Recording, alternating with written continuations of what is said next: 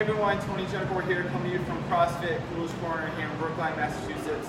And I want to talk briefly today about shin splints. It's a common issue, it's an annoying issue, and usually the train of thought is when it's an ongoing problem is to stretch chronically tight calves or to maybe strengthen the tibialis anterior, which is the front side of that of your lower leg, which is not bad advice. It does work. However, I do think it's a little bit of a band-aid, and if we think about the anatomy, what's in play here, and what maybe is the root cause of shin splints, I'll pull out my pant leg here. Just watch out for these massive calves here. If you think about shin splints, a lot of times the issue is overpronation or excessive pronation of the leg, and that foot is collapsing into pronation.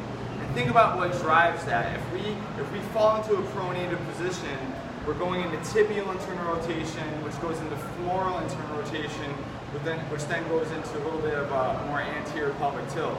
So think about what controls that the most. Is it tight calves and a tibialis anterior, or is there something going on with the hip stability and strength?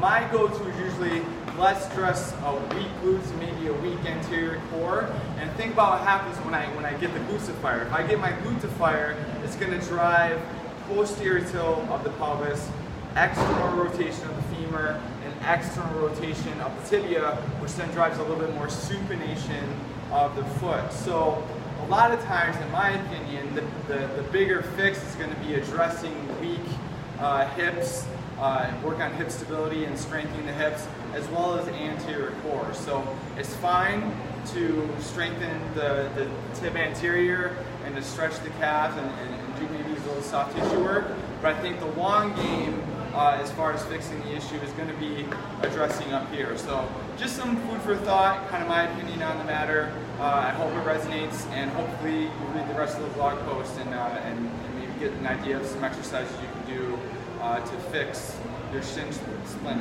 issue if you're having it.